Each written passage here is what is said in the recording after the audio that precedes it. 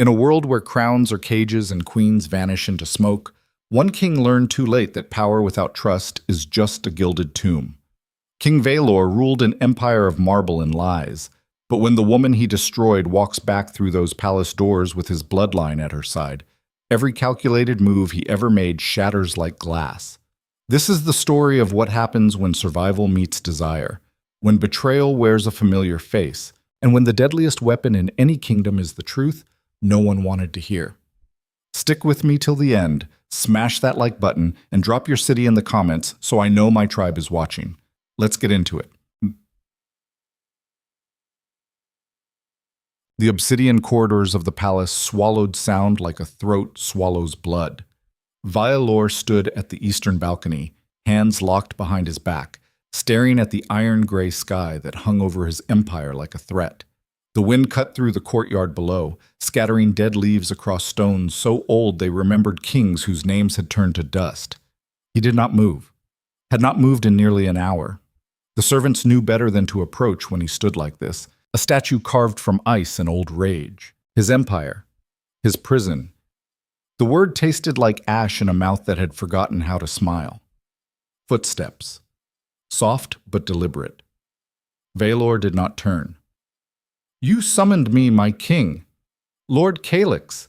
The voice was smooth as oil on water, the kind of voice that slid into cracks and widened them.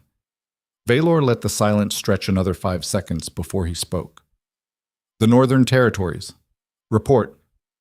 Calyx moved to stand 3 paces behind him. Never beside, never equal. "Stable, Your Majesty. The garrisons hold, trade routes are secured, no whispers of dissent." Valor's jaw tightened. Calyx was a liar. Not about the facts, those were accurate enough, but about the spaces between the facts, the unsaid things that mattered more than troop movements and grain shipments. The man lied by breathing. And the other matter. Calyx hesitated. It was brief, a flutter of a moth's wing, but Vialor caught it. He caught everything now. That was what the crown had done to him, sharpened him into a blade that cut even when he did not mean to. "The Lady Morgesa has accepted your proposal, my king. The union will proceed as planned." Valor said nothing. Down in the courtyard, 2 guards crossed paths, their armor clinking in rhythm. One laughed at something the other said. The sound reached him like an echo from another world. "Leave me." Calyx bowed and retreated. His footsteps faded into the maze of corridors, absorbed by stone and shadow. Valor remained. The sky darkened another shade. Rain was coming. He could smell it on the wind, iron and earth, and the promise of something breaking open. Lady Morgesa. A strategic choice. Her family controlled the southern ports, had gold enough to fund 3 wars and influence that stretched like spider silk across the empire. She was beautiful in the way expensive things are beautiful. Polished, cold, perfect. He felt nothing when he thought of her. That was the point. Feeling was the crack in the foundation. Feeling was how empires fell. He had learned that lesson in blood and silence, learned it the night Ceres walked out of his life and took the last warm thing in his chest with her. The court had whispered, barren, weak, unworthy. The words had slithered through the halls like poison, and he had let them because stopping them would have meant admitting she mattered. Admitting she mattered would have meant admitting he had failed to protect what was his. So he hardened, became stone where he had been fire, became calculation where he had been instinct. And now the stone was all that remained. The rain began. Fat drops that struck the balcony rail and exploded into smaller pieces, each one a tiny death. Valor watched them fall and thought about control, about the iron grip required to hold an empire together when every noble in the court wanted your throat, about the kind of strength that looked like cruelty because mercy was a luxury kings could not afford. He thought about Ceres, even now, even after all this time. Her face still appeared in the spaces between thoughts, uninvited and unwelcome.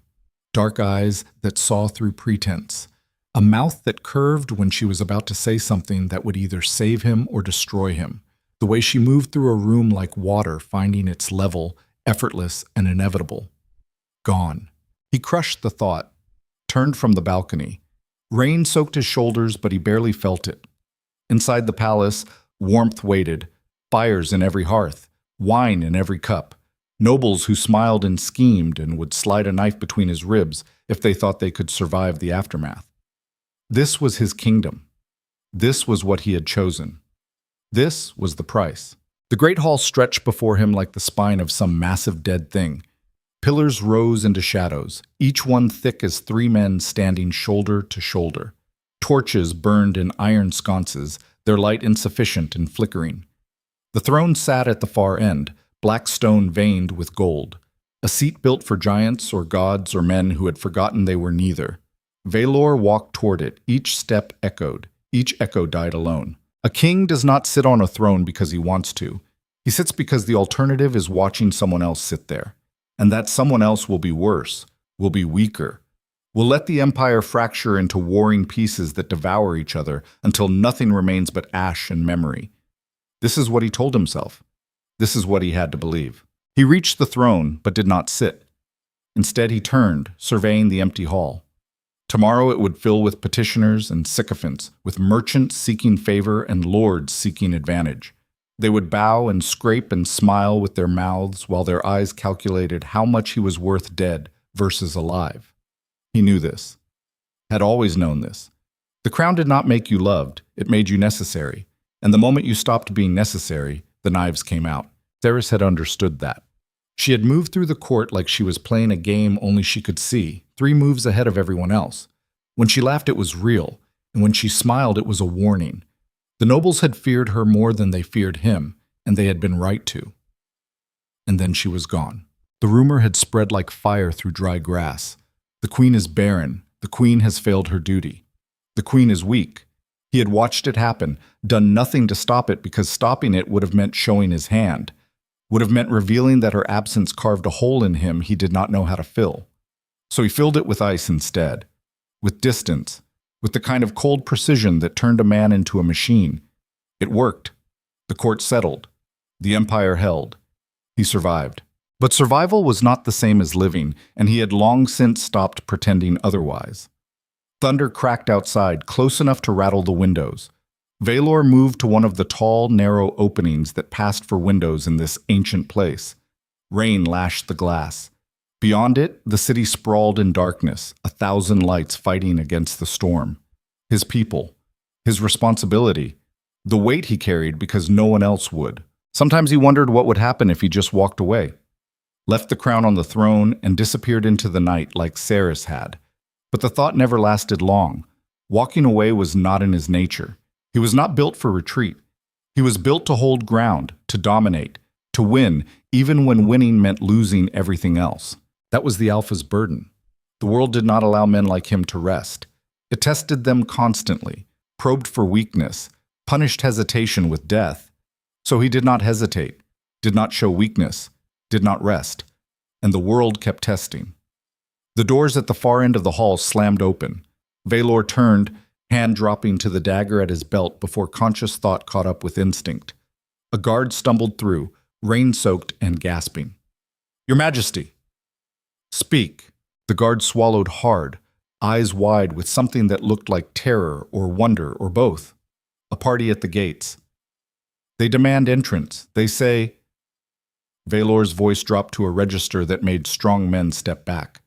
"I do not care what they say. Turn them away. Your Majesty, the woman leading them claims, she says she is Queen Ceres." The world stopped. Not slowed. Stopped.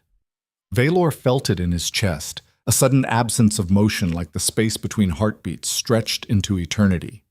The guard was still talking, but the words became noise, meaningless sound against the roar building in his skull. Impossible. He heard his own voice from very far away. "Describe her." The guard's throat worked. Dark hair. Dark eyes.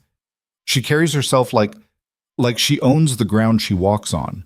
And there are 2 others with her. Young, maybe 16.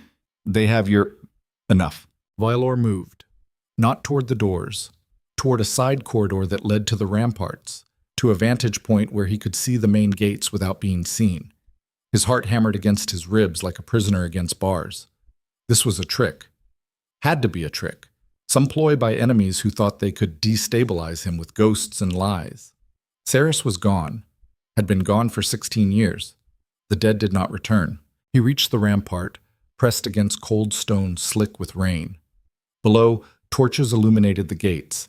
And there, standing in the downpour like she had every right to be there, was a woman who wore Ceres's face. No, not wore, was. Valor's breath stopped. She had changed. Not in the ways that mattered, but in the ways that told stories. Harder edges, scars he could see even from this distance, thin white lines that crossed her forearms like a map of survival. Her hair was shorter, pulled back tight.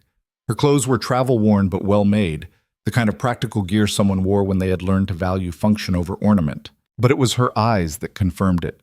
Even across the distance, even through rain and darkness, he knew those eyes, had seen them in dreams and nightmares for 16 years.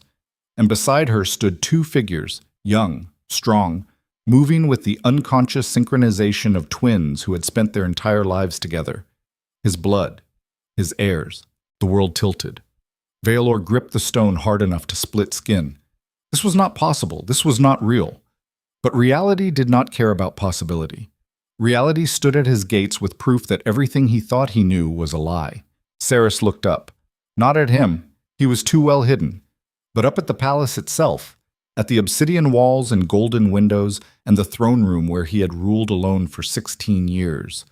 Her expression was unreadable. No anger, no fear, just a terrible calm, the kind of calm that came before violence. Valor moved before he could think. Down from the rampart, through corridors that blurred together, past guards who tried to speak and fell silent when they saw his face. He reached the entrance hall just as the doors were opening, just as Ceres stepped across the threshold with water streaming from her cloak and murder in her eyes. Their gazes locked. The court had gathered. Of course they had. News like this traveled faster than wildfire, and already Valor could hear the whispers starting, the rustle of schemes being adjusted and alliances being reconsidered. But he heard it all from underwater, distant and distorted. Ceres stopped 3 paces inside. The twins flanked her, a boy and a girl, both with his jawline and her eyes, and something else, something wild and unbroken that made them look like weapons forged in secret. The hall held its breath. Ceres spoke first. Her voice was exactly as he remembered it, low and clear and edged with iron. "Hello, husband." The word landed like a blade. Husband. A title he had not heard in 16 years. A claim she had no right to make and every right to make, and the contradiction of it threatened to split him in half. He forced his voice to work, forced it to stay level, controlled, kingly. "You dare return." It was not a question. Questions implied uncertainty, and he could not afford uncertainty. Not here, not in front of the entire court. Ceres smiled. It was not a kind smile. "I dare many things, Valor. I always did. You used to appreciate that about me." The court was silent. Utterly, completely silent. This was the kind of moment that became legend, that people would whisper about for generations. The queen who vanished, the king who turned to ice, the confrontation that could shatter an empire or forge it anew. Valor descended the steps slowly, each footfall deliberate, each second measured. He stopped when he was close enough to see the pulse beating in her throat, close enough to smell rain and road dust and something else, something that might have been fear but looked like fury. "You left." 2 words. 16 years of silence compressed into 2 words. Ceres did not flinch. "I survived." The boy on her right shifted his weight. The girl's hand moved toward a blade Valor only now noticed strapped to her thigh. His children. Raised by Ceres, taught by Ceres, shaped by whatever crucible she had found in the years since she walked away from his throne. Lord Calyx stepped forward from the crowd. His voice was honey over poison. "Your Majesty, surely this matter requires private discussion. The court need not—" See, Valor's head snapped toward him. The look in his eyes made Calyx's words die unfinished. "The court will witness. This woman claims to be queen. These children claim to be heirs. Let all present hear what is said." He turned back to Ceres. She was watching him with an expression he could not read, something complex and layered and dangerous. "You abandoned your throne, your people, your duty." Each word was a hammer blow, each one designed to hurt. Because if he hurt her first, Maybe it would hurt less when she inevitably hurt him. But Ceres did not break, did not even bend. I abandoned nothing. I was driven out. By lies.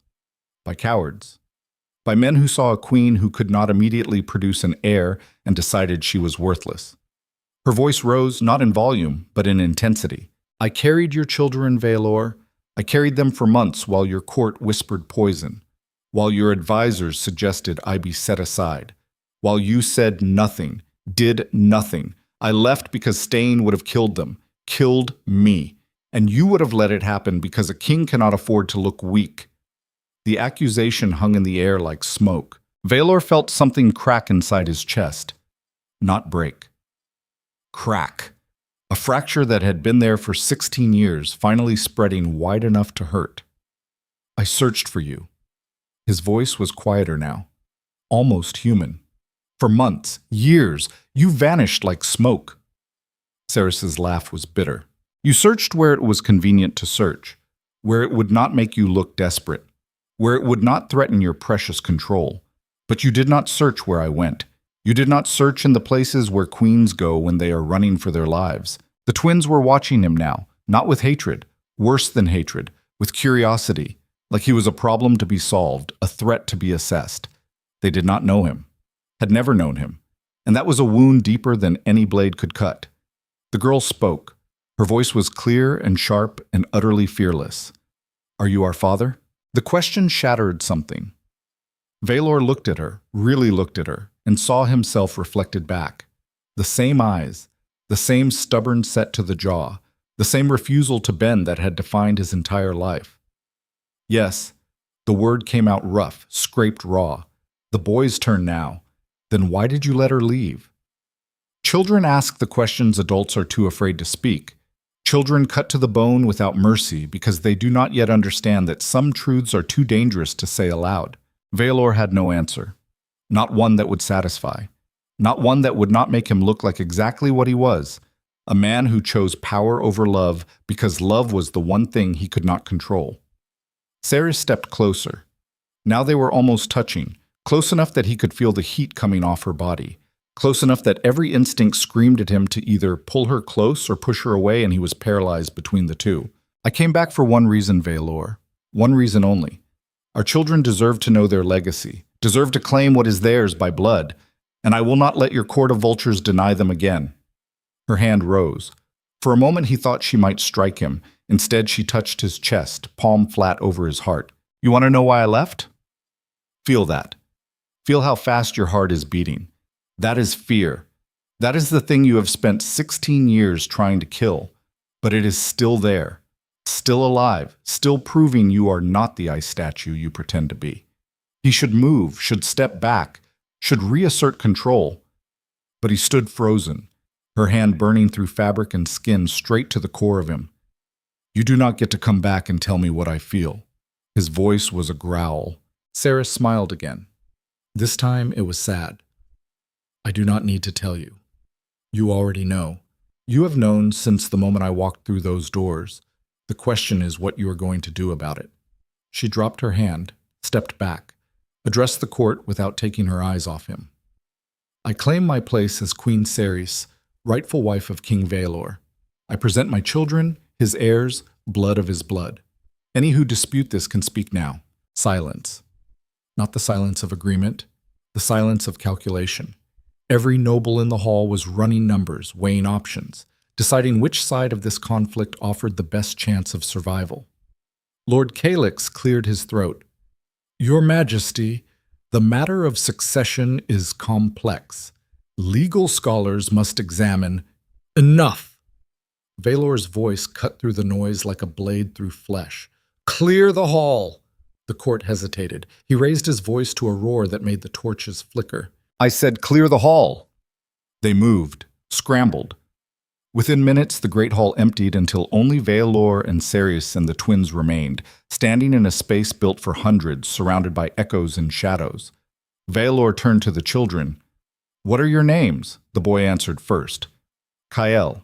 The girl second. Lyra. Strong names, names that meant sharp and star. Names that Ceres would have chosen. He looked at Ceres, really looked at her. Tried to see past the armor she wore, past the scars and the distance and the 16 years of silence. Why now? Why not 5 years ago? 10? Because 5 years ago they were children. 10 years ago I was still learning how to keep them alive. Now they are old enough to fight for what is theirs, and strong enough to survive what comes next. What comes next? The phrase settled over him like a shroud. You think there will be war. It was not a question. Ceres's expression was grim. I think the people who drove me away are still here, still whispering, still poisoning, and they will not accept my return without a fight. Valor's jaw clenched. She was right. Of course she was right. Already the schemes would be forming, the alliances shifting. The court would fracture into those who supported the queen's return and those who saw it as an opportunity to seize power in the chaos. He had spent 16 years building a kingdom of ice and control, and in one night, Ceres had walked back in and set it all on fire. Part of him hated her for it. Part of him had never stopped loving her. And that was the most dangerous thing of all. Kael spoke up, his voice cutting through the tension. Are you going to send us away again? The question was simple. The answer was not. Valor looked at his son. His son. The words still felt foreign in his mouth. No. Lyra's eyes narrowed. Why should we believe you? Because I do not lie. I manipulate, I control, I dominate. But I do not lie. And I am telling you now, you are my blood. That means you are mine to protect. He turned to Ceres. You want them acknowledged. Fine. They are acknowledged, but this changes nothing between us. Ceres laughed. It was a sound without humor. Everything has changed, Valor. You just have not admitted it yet. She moved toward the doors, the twins falling in beside her. We will take rooms in the east wing, the ones I used to occupy. I assume they are still empty. They were. He had ordered them sealed the day she left, had not set foot in them since. You assume much. Ceres paused at the threshold, looked back over her shoulder. I assume nothing. I know you. Know how you grieve. Know that you bury things rather than face them. Those rooms are empty because opening them would mean admitting I mattered, and that is a weakness you cannot afford. She was gone before he could respond. The twins followed, the doors closed. Valor stood alone in the great hall. Rain hammered against the windows. Thunder rolled through the foundations. He had faced armies, conspiracies, assassins, famine, plague. Every test a king could face, he had faced and survived. But this was different. This was Ceres standing in his court, alive and furious and right. This was children who looked at him like a stranger. This was the past, refusing to stay buried. He walked to the throne, sat. The stone was cold even through his clothes, cold and hard and eternal. A king does not get to choose his battles. He gets to choose how he fights them. Somewhere in the palace, Ceres was settling into rooms that still smelled like her. Somewhere, his children were learning the layout of a home they had never known.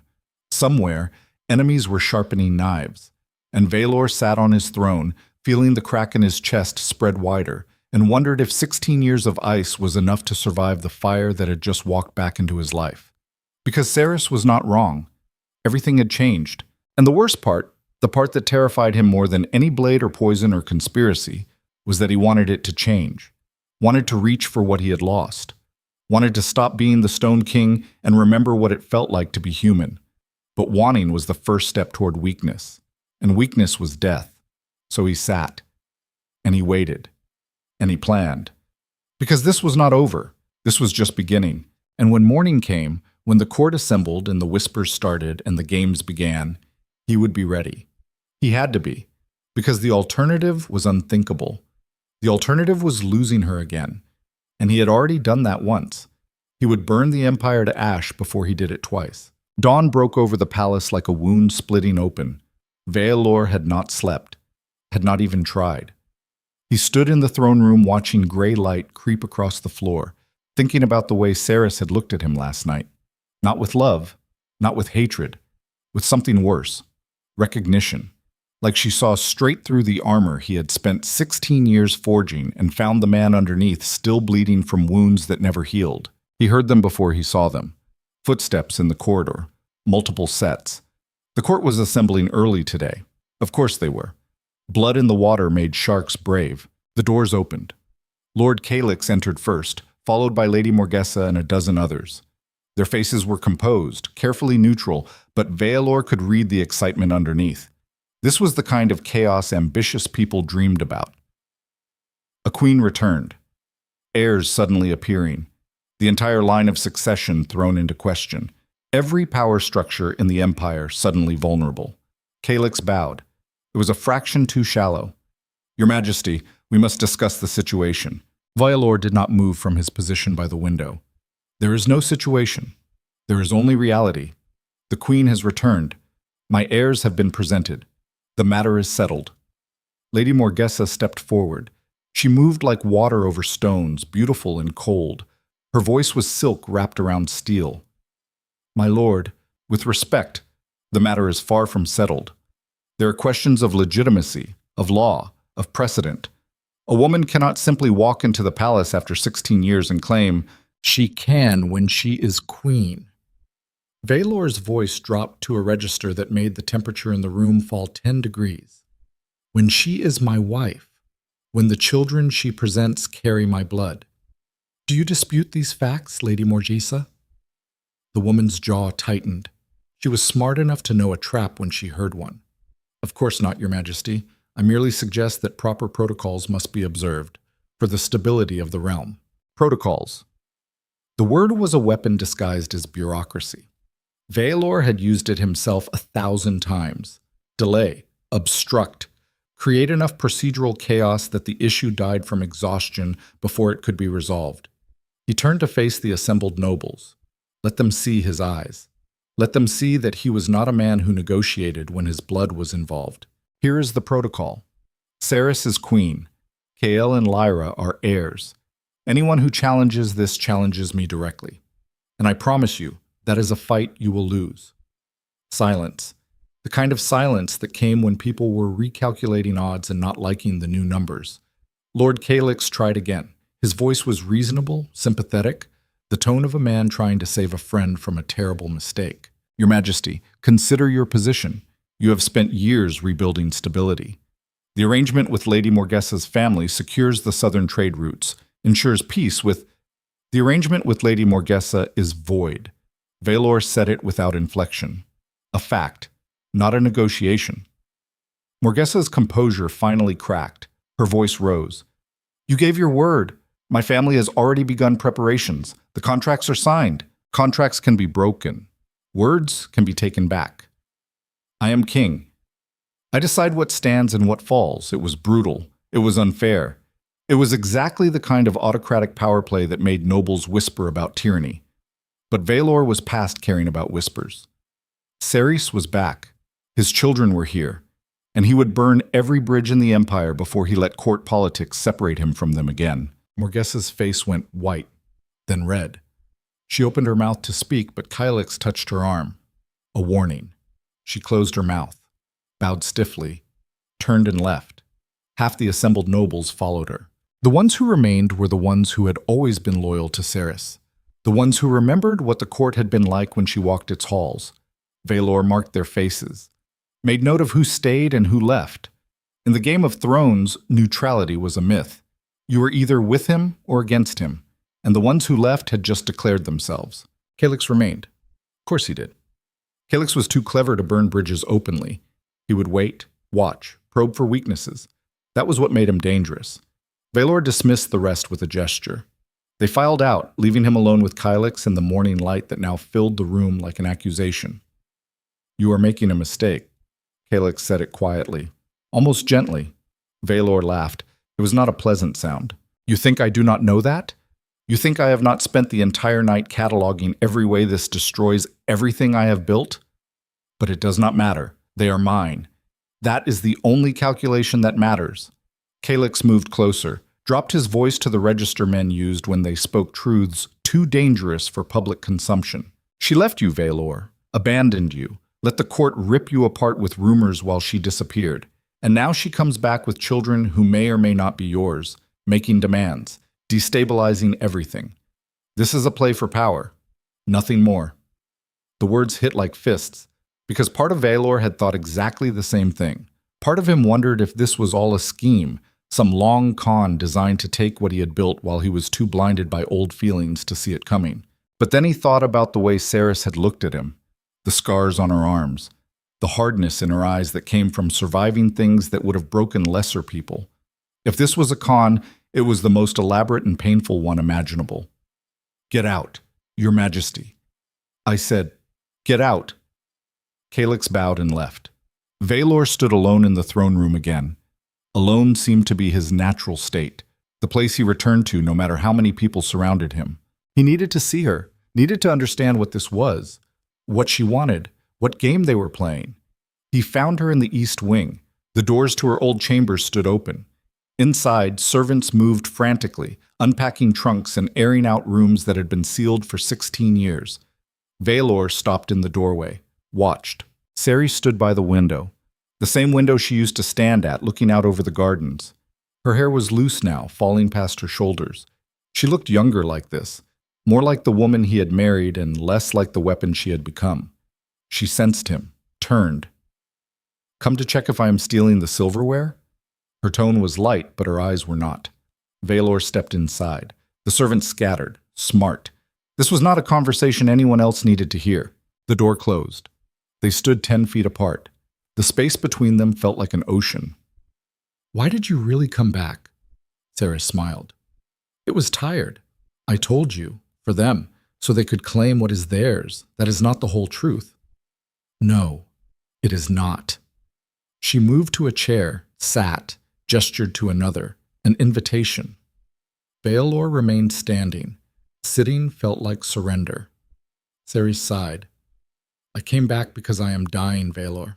The words landed like stones in still water. Ripples spread outward, distorting everything. "What?" "There is something wrong, inside.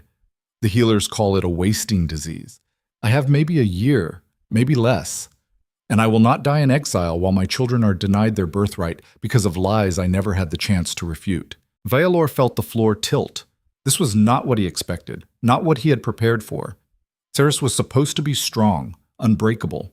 The idea of her dying was impossible, like saying the sun would not rise or stone would turn to water. He found himself sitting without meaning to. The chair caught him, held him upright when his legs forgot how. "How long have you known?" "6 months. Maybe more."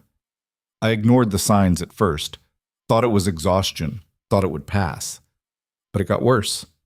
And when I finally saw someone who knew what they were looking at, they told me the truth. "This is not something you recover from. This is something you manage until you cannot anymore."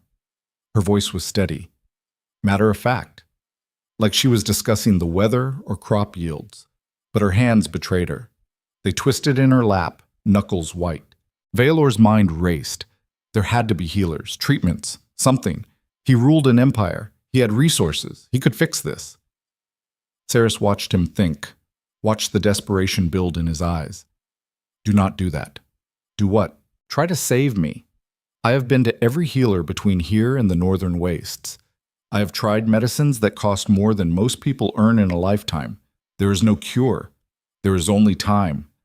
And I am using what I have left to make sure Kael and Lyra do not spend the rest of their lives wondering who they are." Vialor stood, moved to the window, looked out at gardens that had not changed in 16 years. Everything in this palace stayed the same, preserved, frozen. While outside these walls, the world moved and shifted and took things away without asking permission. "You should have come back sooner." His voice was rough. Ceres stood, moved beside him, close enough that he could feel the heat of her body. "Would you have believed me 16 years ago? 10? 5? Would you have looked at me and seen the truth? Or would you have seen a woman trying to manipulate you with children who might not even be yours?" He wanted to say he would have believed, wanted to claim that trust, but they both knew it would be a lie. 16 years ago, he was drowning in paranoia and control. He would have tested the children, demanded proof, treated her like a threat instead of the woman he had loved. She knew it too. That was the worst part. She knew him well enough to predict his every response. "You are right. I would not have believed. Thank you for the honesty. It is more than I expected." They stood side by side, looking out at a world that kept spinning regardless of their pain. The children. "They know?" About the disease? Yes. I do not lie to them. Cannot afford to. They need to be ready for what comes after I am gone. After. The word was a cliff edge. Veilor turned to look at her. Really look at her. Tried to see past the present moment to the girl she had been. The woman she became. The force of nature that had walked into his court last night and shattered his carefully constructed reality. I searched for you, he said it again. Needed her to understand. I know. Then why did you not let me find you? Because you were searching for the wrong reasons. You were searching because losing me made you look weak. Because the court whispered. Because a king does not tolerate loose ends. But you were not searching because you loved me. And I was not going to come back to a man who saw me as a problem to solve instead of a person to cherish. The accusation hung between them. True and terrible. Veilor's jaw clenched. You do not know what it was like. The court after you left. The whispers. The challenges. Every day someone testing to see if I would break. Every night alone in rooms that still smelled like you. I hardened because hardening was survival. Because showing weakness would have gotten me killed. And pushing away everyone who cared about you kept you safe, kept you strong. Look at yourself, Veilor. You built a kingdom of ice and you are freezing to death inside it. Her words cut because they were true. He had built exactly what she described. A place where nothing warm could survive. Where trust was weakness and love was a liability. What do you want from me? His voice was barely above a whisper. Cerys reached up, touched his face, palm against his cheek. The first time she had touched him gently since returning. He almost pulled away. Almost. But he was so tired of pulling away. I want you to be the man I married, the one who felt things, who fought for what mattered, who did not let fear turn him into stone. That man is dead. No. He is just buried. Under 16 years of armor and ice and lies you told yourself to survive. But he is still there. I saw him last night when you looked at our children. Saw him this morning when I told you I was dying. You still feel Veilor, you just do not know how to anymore. He turned his face into her hand. Just slightly, just enough to admit the truth without saying it aloud. The door burst open. Kyle stood there, chest heaving, eyes wide. Mother, father, you need to come, now. Veilor's hand dropped to his dagger. Cerys stepped toward her son. What is it? There is a man in the great hall. He says he has proof. Proof about what happened 16 years ago. Proof about why Mother left. Veilor and Cerys exchanged a glance. Something passed between them. An understanding. Whatever came next, they would face it together. They moved through the corridors like a storm building. Kael led. Lyra joined them from a side passage, falling into step beside her brother. United. A family that had never been whole now moving as one unit. The great hall was packed. Every noble in the palace had assembled. They stood in clusters, whispering, watching the doors. When Veilor entered, the whispers stopped. When Cerys entered beside him, not behind him, but beside him as an equal, the silence became absolute. In the center of the hall stood a figure, old, bent, dressed in robes that might have been fine once, but now were travel-worn and faded. His face was a map of wrinkles and scars. His eyes were sharp. Veilor moved to the throne but did not sit, stood beside it. Cerys took her place on his left. The twins flanked them. A united front. Speak. The old man bowed. It was respectful but not subservient. My name is Torion. I was once chief advisor to your father, King Valeris. I served this house for 40 years before I retired to the northern provinces. I have come because I can no longer remain silent about what I know. Lord Kalix stepped forward from the crowd. This man is delusional. He has been living in isolation for decades. His mind is... Veilor held up a hand. Kalix stopped talking. Continue. Torion's gaze swept the hall, landed on faces, lingered on Kalix, moved on. 16 years ago, Queen Cerys left the palace in the middle of the night. The story that spread was one of shame, barrenness, failure. But that was a lie I helped construct. The hall erupted, nobles shouting questions, demanding explanations. Veilor's voice cut through the chaos like a blade. Silence. They fell quiet. Torion continued. I was approached by members of the court who feared the queen's influence. She was too strong, too clever, too beloved by the people. They saw her as a threat to their own power, so they crafted a plan. Spread rumors, poisoned the king's mind against her, made it impossible for her to stay without risking her life and the lives of the children she carried. Valor felt ice form in his veins, not the ice of control, the ice of rage. Who? Torian's finger rose, pointed directly at Lord Calix. Him. He orchestrated it all, with help from others who have since died or disappeared. But he was the architect, the one who whispered in your ear, Your Majesty, who suggested that a barren queen was a liability, who pushed you toward coldness and distance until Cerys had no choice but to flee. Calix's face went pale, then red. He sputtered, "This is madness. I have served this throne faithfully for—" "Have you?" Torian's voice was cold. "Or have you served yourself? Positioning allies, removing threats, building your own power base while the king stood isolated and alone?" Valor moved, descended from the throne, each step deliberate, each step bringing him closer to Calix. The man backed away, hands raised. "Your Majesty, please, you cannot believe this senile old fool." Valor stopped inches from him, looked into eyes that had looked back at him for 16 years, eyes he had trusted, relied on, believed. "Prove him wrong." "What?" "Prove him wrong. Give me evidence that you did not do what he claims. Show me loyalty. Show me truth." Calix opened his mouth, closed it, opened it again. No words came, because there were no words. Guilt was written across his face in letters 10 feet tall. Valor's hand moved faster than thought, grabbed Calix by the throat, lifted him. The man's feet left the ground. His hands clawed at Valor's wrist, but it was like clawing at iron. "You took 16 years from me. 16 years I could have had with my wife, with my children. You poisoned my mind, made me doubt, made me weak. And for what? Power? Position?" Calix's face turned purple. His eyes bulged. Valor felt the life in him, felt how easy it would be to squeeze just a little harder and end it. Cerys's voice cut through the red haze. "Valor, not like this." He did not look at her, could not look away from the man who had destroyed his life. Why not? He deserves death. Yes, he does. But not from rage. Not from pain. From justice.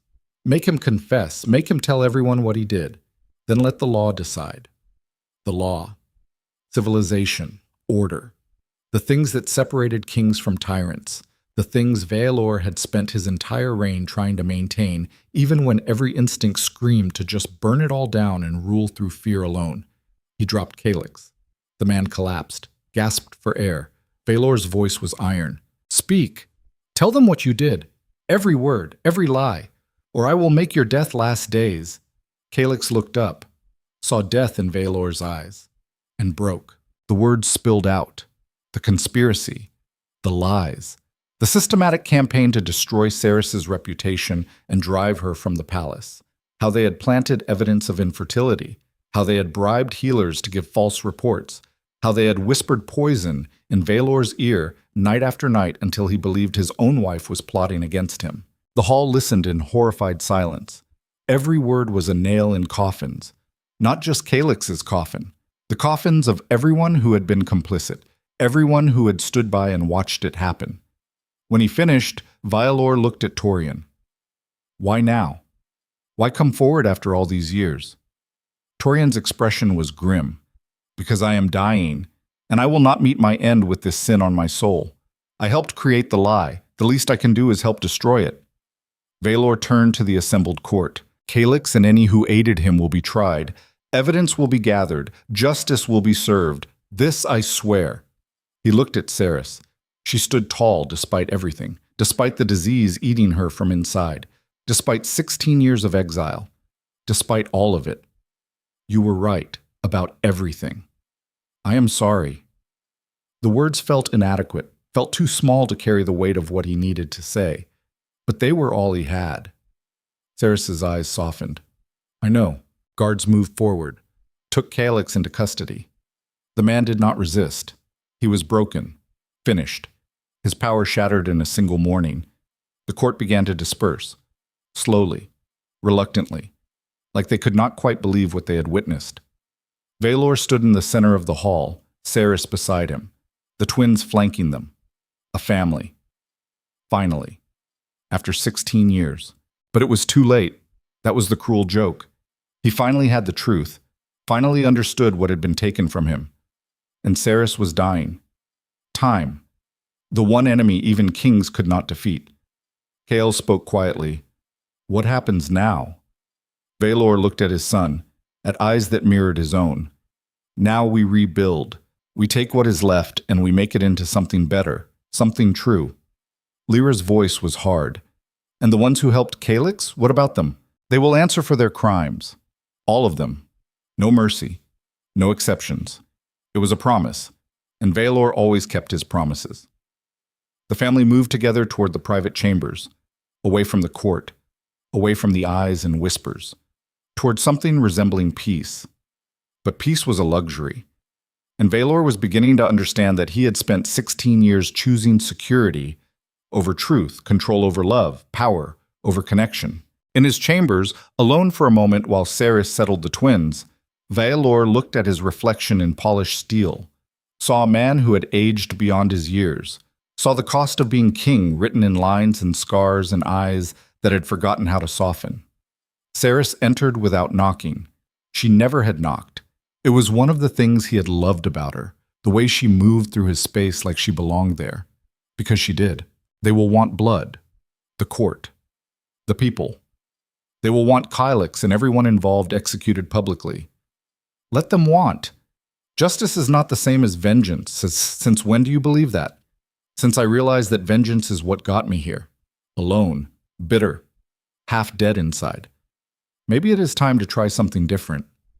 Ceres moved closer. They stood facing each other. Two people who had been everything to each other once and then nothing and now something undefined and fragile. I have perhaps a year, maybe less. What are we going to do with it? The question hung in the air, heavy with implication. Valor reached out, took her hand, felt the warmth of her skin, the pulse in her wrist.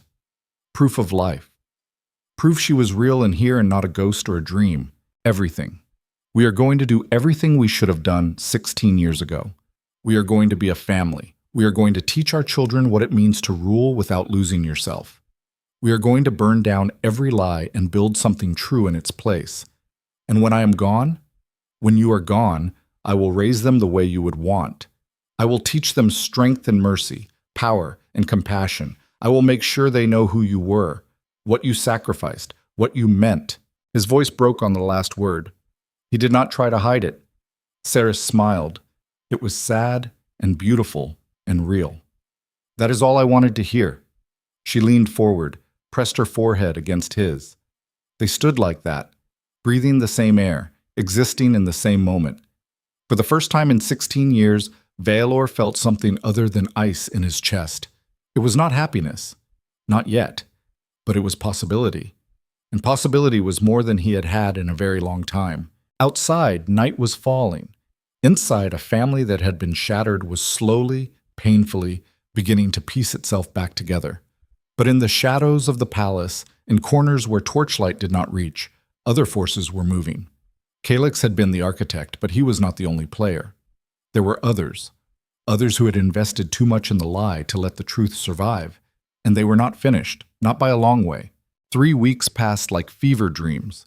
Valor watched Ceres move through the palace with the twins, watched her teach them the pathways of power she had learned in exile, watched her grow paler each day, the disease carving hollows under her eyes that no amount of rest could fill. He pretended not to notice. She pretended not to be dying. They both knew the truth. They both ignored it because acknowledging it meant admitting time was running out. The court had fractured exactly as Valor predicted. Half stood with the returned queen. Half whispered that Calyx's confession was coerced, that the old advisor Torian was senile, that this entire situation was a power play designed to destabilize the throne. Valor crushed dissent where he found it. Exiled 3 noble families, stripped 2 others of their lands, made examples that were brutal and public and necessary. Because in the Game of Thrones, hesitation was death. and he had hesitated once before, had let doubt poison his mind, had let Saris walk away. He would not make that mistake again. But power is a strange thing. The tighter you grip it, the more it slips through your fingers. Valor was learning this lesson in real time, watching his empire hold together through sheer force of will, while cracks spread beneath the surface like ice breaking on a frozen lake. He stood in the council chamber now, listening to reports from the eastern provinces. Grain shipments, tax collections, troop movements, the mundane machinery of empire that ground on regardless of personal catastrophe. Lord Harith spoke, a minor noble who had risen through competence rather than birth, one of the few men Valor actually trusted. The Eastern lords are restless, Your Majesty. They question the succession. Wonder if the twins are truly prepared to rule should something happen to you. Valor's eyes were ice.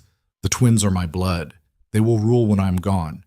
Any who question this are welcome to say so directly to my face. Harith bowed his head. Of course, Your Majesty. I merely report what I hear, and I appreciate your honesty. Continue. The meeting dragged on. Hours of details that needed attention, decisions that needed making. Valor handled it all with the mechanical precision of a man who had done this 10,000 times. But part of his mind was elsewhere, with Saris, with the children, with the strange new reality of having a family after 16 years of isolation. When the council finally dismissed, Valor remained seated, stared at maps spread across the table.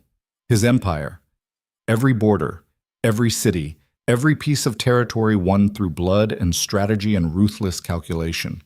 It should have meant something, should have filled the hollow spaces inside him. It did not. The door opened without warning. Lyra entered, moving with the unconscious grace of youth and training.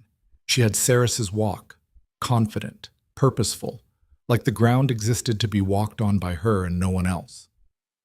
Father, Mother sent me to find you. Dinner is ready. Father. The word still felt foreign in his mouth when he tried to use it. Foreign, but not unwelcome. He stood, followed his daughter through corridors that suddenly felt less empty. This was new, the sensation of having someone waiting, of belonging somewhere other than a throne made of obligation and ice.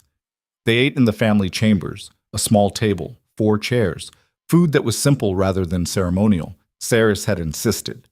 Said that if they only had months, she was not spending them drowning in state dinners and political theater. Kael spoke between bites of bread and meat. The guards are teaching me sword work. I am getting better. Valor glanced at him. The boy had his build, broad shoulders, strong hands, born to fight. Good. A ruler who cannot defend himself is a target. Saris's voice cut in, sharp. A ruler who only knows how to fight is a brute. Make sure you are learning strategy too, politics, how to read people. Kael nodded. The exchange was natural, easy. Parents teaching their child. It should not have felt revolutionary, but it did. Because Valor had never had this. Never sat at a table with his own father and discussed anything beyond tactics and duty. Lyra spoke next. Her voice was quieter than her brother's, but no less intense. There are nobles who will not accept us. I hear them whispering. Valor set down his cup. Let them whisper. Words are just noise. What matters is power, and power recognizes power. You are mine. That makes you untouchable, unless something happens to you. The girl's eyes were steady, unflinching. She was not asking a question. She was stating a fact. Saris reached across the table, took her daughter's hand. Which is why you are learning everything you can now, so that if the worst happens, you and your brother can hold this empire together without him. Valor felt something twist in his chest. Pride, maybe. Or fear. Or the terrible recognition that these children were stronger than he had been at their age. Stronger because Saris had raised them to be. Raised them in exile with nothing but survival as a teacher. The meal continued. Small talk. Plans. Strategies. A family functioning like families were supposed to function. And for the first time in his life, Valor understood what he had been missing. Not just a partner, not just heirs, but connection. The kind that came from shared meals and shared burdens, and the quiet trust of people who knew your worst parts and chose to stay anyway. Later, after the twins had retired, Valor and Saris stood on the balcony of her chambers. The same balcony where he had stood 3 weeks ago watching rain fall and contemplating control. Now she stood beside him, their shoulders almost touching. Almost. You are good with them. Her voice was soft. Valor shook his head. I am learning, slowly. You did all the hard work. I just showed up at the end. Better late than never. Is it? Or is it just cruel? To finally have this and know it is temporary? Saris turned to face him. Her hand rose, touched his jaw, forced him to look at her. Everything is temporary, Valor. Power, empires, life. The question is not how long you have. It is what you do with the time you are given. Philosophical words, true words, but they did not make it hurt less. He pulled her close. She came without resistance. They stood like that, wrapped in each other. Two people who had been torn apart by lies and brought back together by truth. Her heartbeat was steady against his chest. Proof of life, proof that she was still here, still fighting. I do not know how to do this. His voice was rough. Do what? Love someone who is dying. Watch you fade, pretend everything is normal when I can see the disease eating you alive. Then do not pretend. Just be here. Be present. That is all I want. All I have ever wanted. It sounded simple. It was the hardest thing he had ever been asked to do. They went inside, lay together in darkness. No words, just breathing, just the warmth of another body, just the temporary comfort of not being alone. Vialor did not sleep, could not sleep. His mind raced with calculations and contingencies. What would happen when Saris died? How to secure the twins? How to prevent the court from tearing itself apart? How to maintain control when the only thing keeping him human was about to disappear? Dawn came too fast. Always did when you spent the night dreading it. Valor rose, dressed, kissed Saris's forehead while she still slept. She looked peaceful like this, younger, like the girl he had married before crowns and conspiracies had hardened them both into weapons. He left her sleeping. Moved through empty corridors toward the council chamber. Another day. Another series of battles disguised as governance. But something was wrong. He felt it before he saw it. A change in the air, a tension that had not been there yesterday. Guards stood at odd intervals. Their eyes tracked him differently, not with respect, with calculation. Valor's hand dropped to his dagger. He kept walking, kept his pace steady, showed nothing, but every instinct screamed danger. He reached the council chamber. The doors stood open. Inside, the entire court had assembled, not just council members. Everyone, every noble, every official, every person of influence in the palace. And at the head of the table, where Valor should have been standing, was Torian, the old advisor who had exposed Kylix, who had spoken truth when it mattered, who had seemed like an ally. He was not smiling now. His face was grave, determined, and beside him stood a woman Valor had never seen before. Tall, pale, with eyes that reflected light like a cat's. Valor stopped in the doorway, did not enter. Survival instinct told him to hold the exit, to not let himself be surrounded. Torian spoke. His voice carried through the chamber. King Valor, thank you for joining us. We have much to discuss. Valor's voice was flat. What is this? This is truth, Your Majesty. The real truth. Not the convenient story I told 3 weeks ago. Ice formed in Valor's veins. Not the ice of control, the ice of dread. Explain. Now. Torian gestured to the woman beside him. This is Morel. She is what the old texts call a shapeshifter, a creature of magic and deception, and 16 years ago, she was the one who took Queen Saris's form and destroyed your marriage. The words hit like hammer blows. Valor's mind raced, tried to process, tried to understand. The woman Morel spoke. Her voice was musical. Wrong. Like someone had learned to mimic human speech without understanding the emotion behind it. I was hired by members of the court. My task was simple. Wear the queen's face. Act in ways that would turn the king against her. Create doubt, suspicion. Drive a wedge between them that could never be repaired. Valor's hand tightened on his dagger. Lies. Kylix confessed. He admitted everything. Torian's expression was sad. He confessed to what I told him to confess. I fed him the words, made him believe it was his own guilt talking. But the truth is darker. Kylix was a pawn. A convenient scapegoat. The real conspiracy runs deeper. The room was silent. Every eye on Valor, watching, waiting, measuring his reaction. Valor felt the ground shifting beneath him. This was a coup. Had to be. Some elaborate play to destabilize him while he was vulnerable, while he was distracted by Ceres and the twins. But why reveal a shapeshifter? Why construct this elaborate lie about magic and deception unless there was truth underneath? Prove it. His voice was stone. Morel smiled. It was not a human smile. Gladly. She changed, not slowly, not dramatically. One moment she was herself. The next she wore Ceres's face, Ceres's body, Ceres's voice. Hello, Valor. Do you remember me? Do you remember the night I told you I was leaving, the coldness in my eyes? That was not your wife. That was me. Valor's world tilted. He remembered that night, remembered every detail burned into his memory like a brand. The way Ceres had looked at him with such contempt, such finality, like he was nothing, less than nothing. If this creature was telling the truth, that moment had been a lie, a performance designed to break him. And it had worked. Morel shifted back to her own form. Torian continued speaking. The conspiracy was not Calix's. It was mine.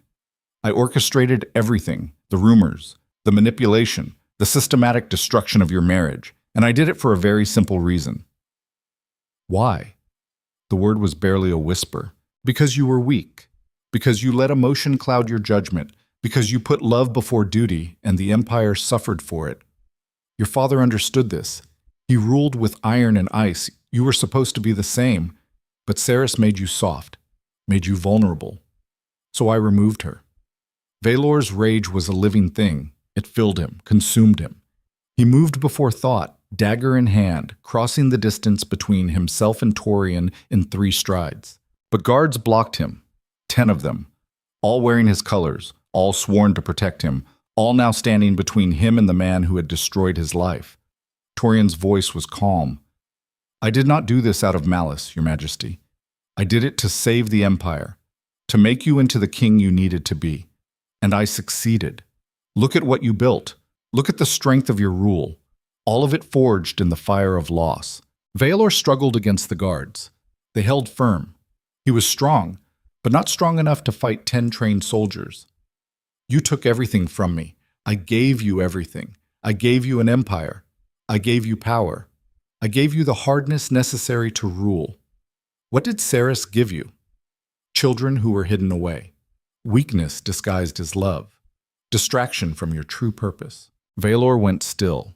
Not from acceptance, from calculation. Fighting was pointless. The guards had him. Half the court was watching. This was planned, orchestrated. A reveal designed to happen exactly like this. He forced his voice to stay level. What do you want? Torian smiled.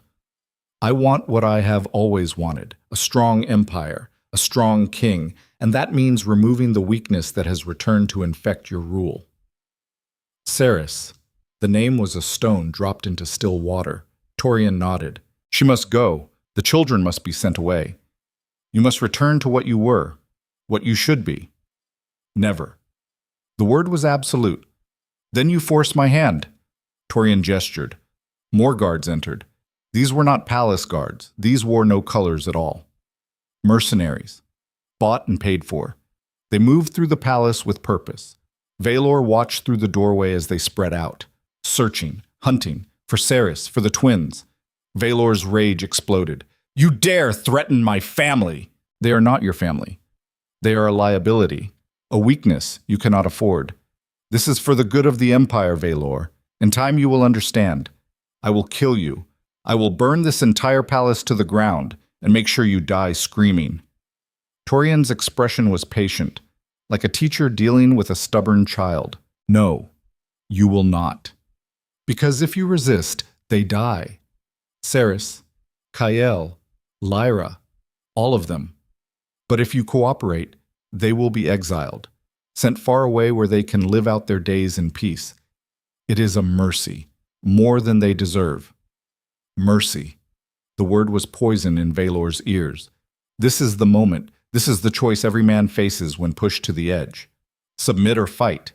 Survive by compromise or die by principle. The kind of decision that defines what you are at your core.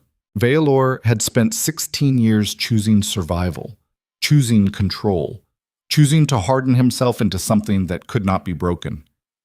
And where had it gotten him? Here, held by his own guards, watching his family hunted by mercenaries, powerless despite the crown on his head. All that power, all that control. And it meant nothing when the people you trusted were the ones holding the knives. This is what betrayal teaches, that loyalty is conditional, that trust is a luxury, that even kings are vulnerable to the schemes of smaller men with patient plans. But Veilor was not just a king. He was a father now, a husband, a man who had finally rediscovered what it meant to feel something other than ice, and that changed everything.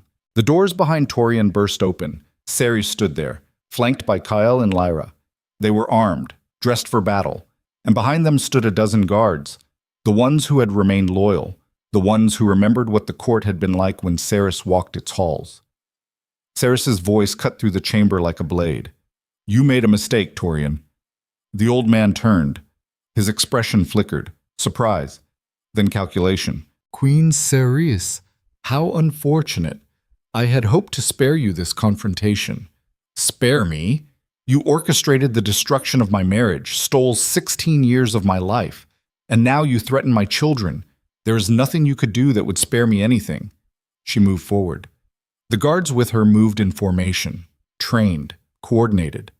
These were soldiers who had fought beside her in exile, who owed her loyalty that ran deeper than gold or titles. The mercenaries Torian had brought moved to intercept. The chamber filled with the sound of steel on steel.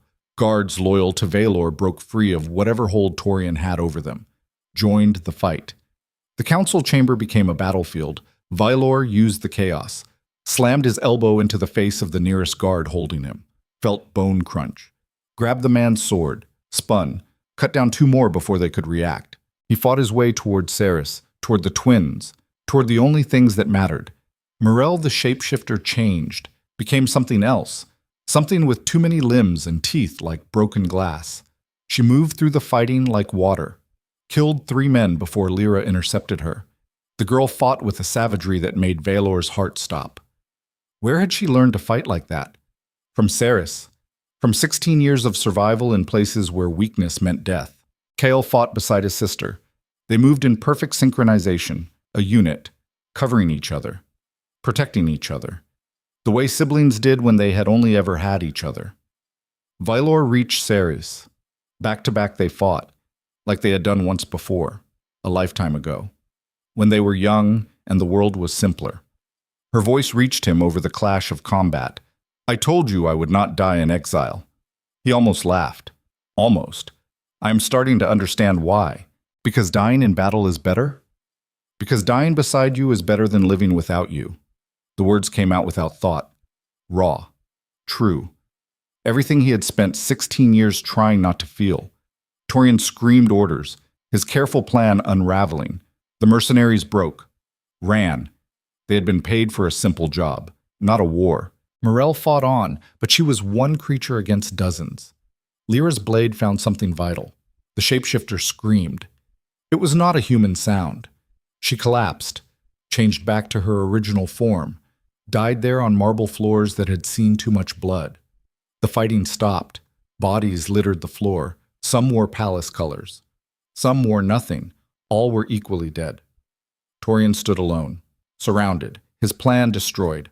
Veilor approached slowly, sword still in hand, blood dripping from the blade. "You wanted to make me strong, make me hard, make me into my father." Torian's chin lifted. "Yes. Then know this, my father died alone, hated by his children, feared by his court, respected by none who knew him. That is the legacy of ice. That is the price of refusing to feel. I will not pay it. You are weak. No, I am human. There is a difference." Veilor's blade rose, fell. It was quick. Cleaner than the old man deserved, but Veilor was tired of cruelty, tired of games, tired of everything except the people standing behind him. The court was silent. Those who had survived watched with wide eyes, waiting, wondering what came next. Veilor turned to face them. sword still bloody, crown still on his head.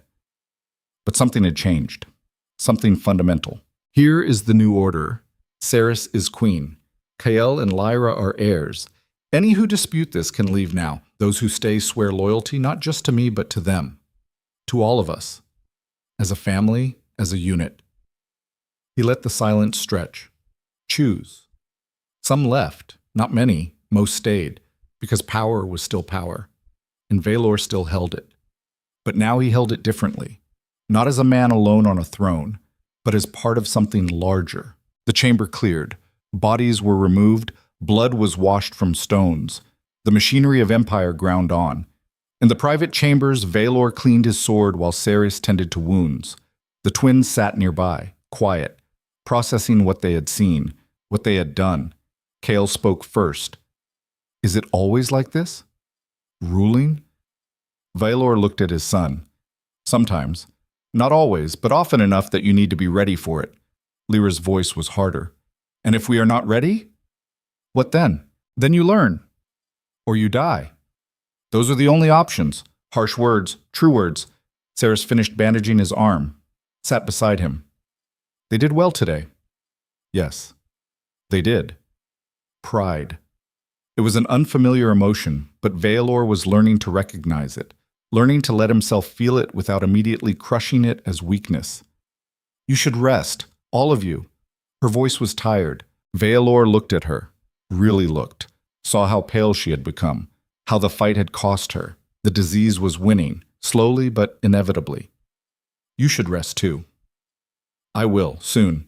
There is still too much to do. Always. There was always too much to do. That was the nature of empire, of power, of responsibility.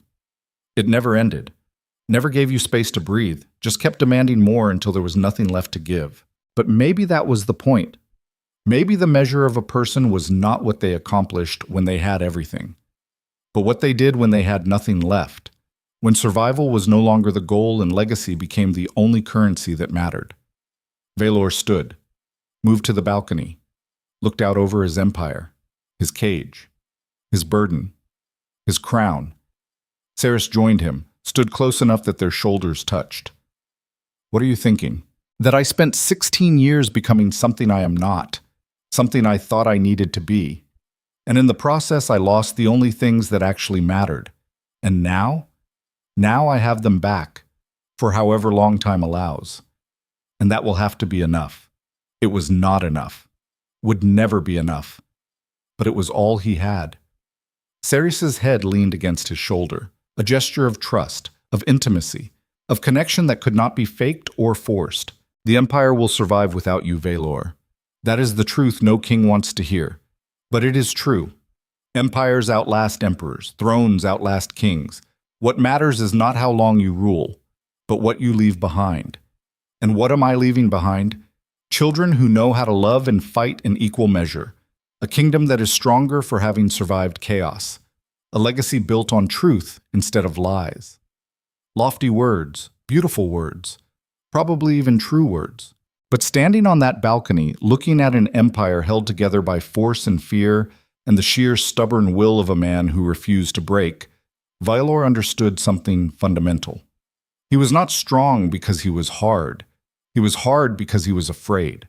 Afraid of loss. Afraid of vulnerability. Afraid of becoming his father. And that fear had driven every decision for 16 years. Had shaped him into something cold and distant and powerful and utterly alone, until Cerys came back, until the truth shattered the lies, until he was forced to choose between the king he had become and the man he used to be.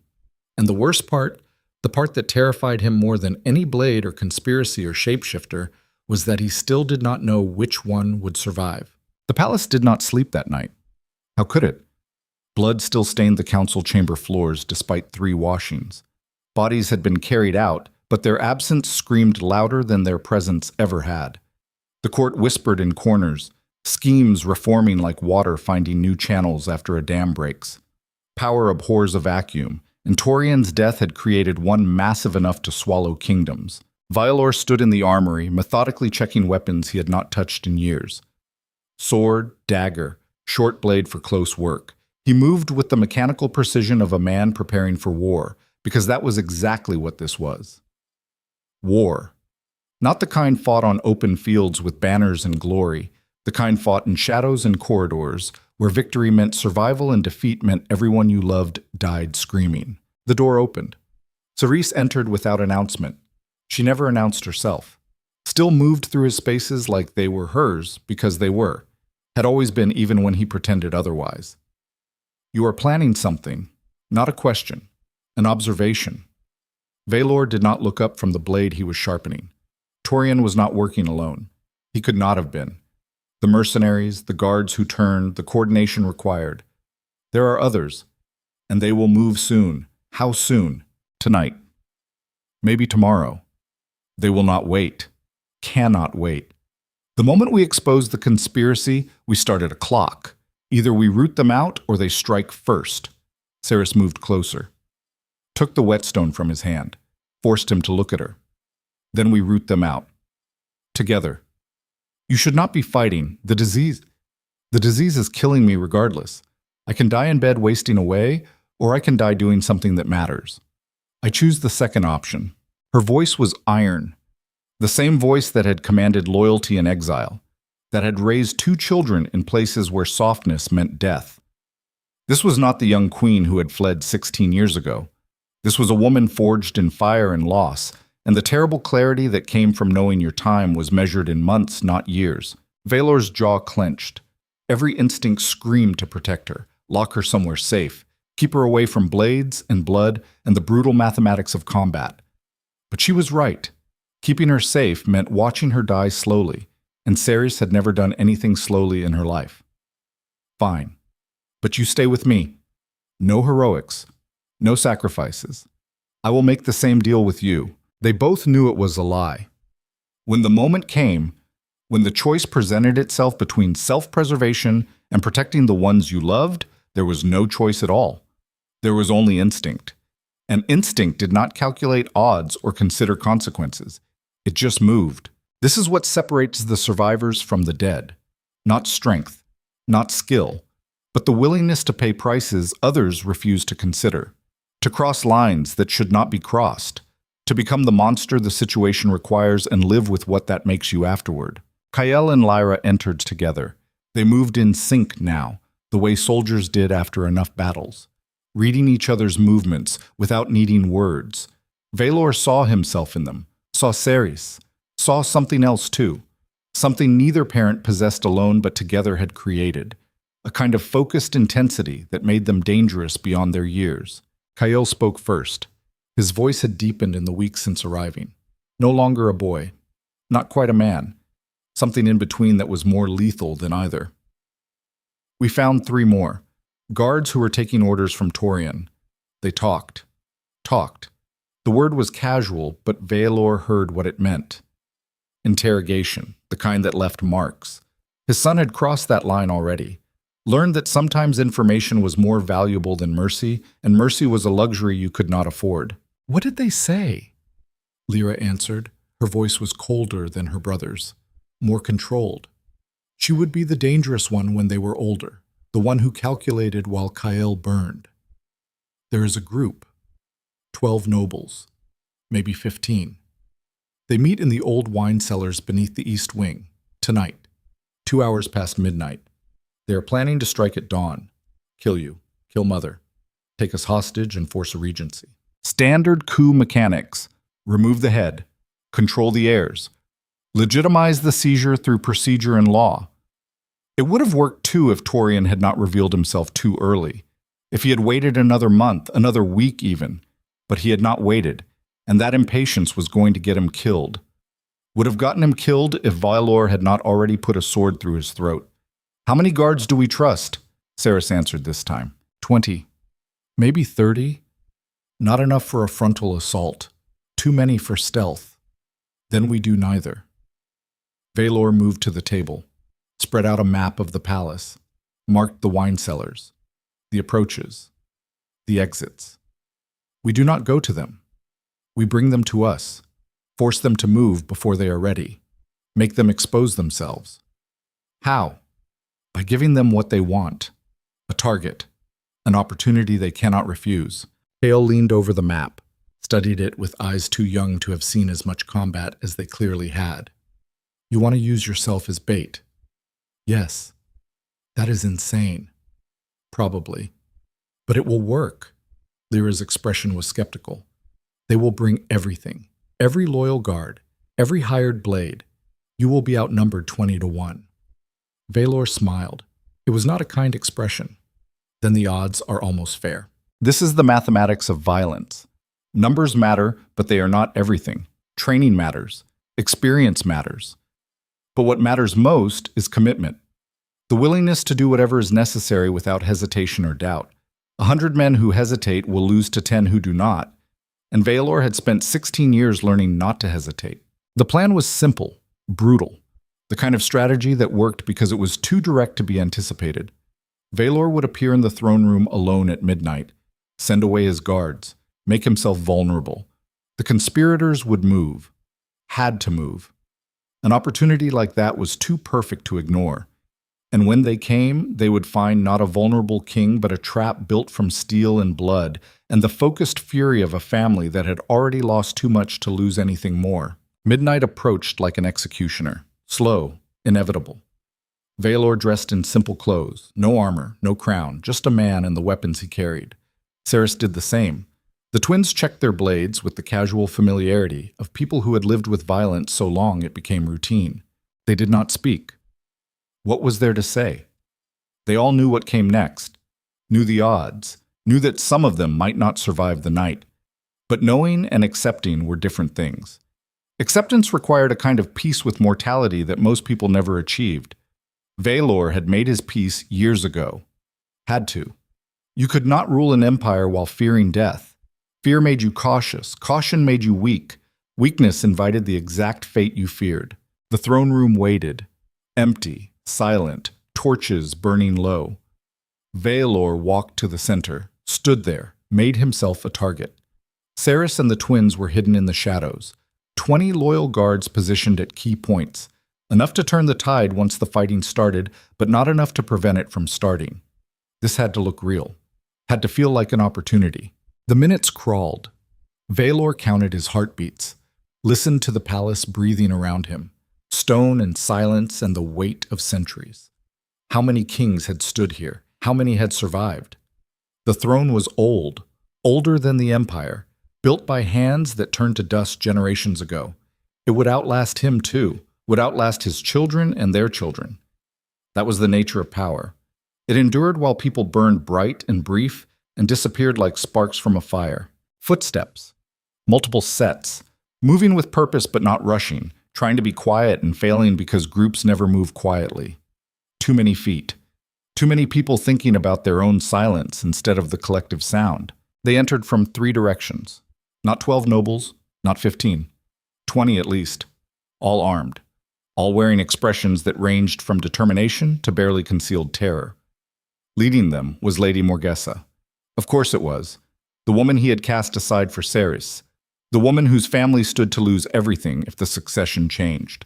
She stopped 10 paces from him. Her sword was drawn but held low. Not an immediate threat. Not yet. Her voice carried through the chamber. You should have accepted my offer, Valor. Should have married me. Secured the southern ports. Maintained stability. Instead you chose sentiment over strategy. Chose a dying woman and bastard children over the good of the empire. Bastard children. The words were designed to provoke, to make him angry. Angry men made mistakes. Valor did not take the bait. They are my blood. That makes them legitimate.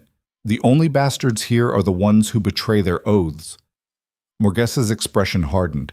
Oaths are tools. They bind the weak. The strong remake the world to fit their vision. Torian understood that. He was weak in execution but right in principle. You need to be hard, need to be ice, but you have gone soft. Let love corrupt you, and that makes you a liability. She raised her sword. This is not personal, Valor. This is necessity. Everything is personal. Anyone who claims otherwise is lying to themselves. Morgessa smiled. Perhaps, but it changes nothing. She gestured. The nobles moved forward. 20 armed men and women converging on one target. The math was simple. Overwhelming.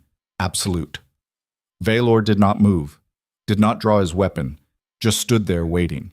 This was the moment, the pause before violence, the breath between heartbeats, time stretched like glass about to shatter. Then it shattered. Cerys emerged from shadow like a ghost given form. Her blade took the nearest noble through the throat before he registered her presence. Kael and Lyra came from opposite sides, moving in perfect coordination, each taking a target, each strike clean and efficient and final. The 20 loyal guards revealed themselves. No warning, no announcement, just sudden violence erupting from positions carefully chosen to create maximum chaos and minimum escape routes. The conspirators broke.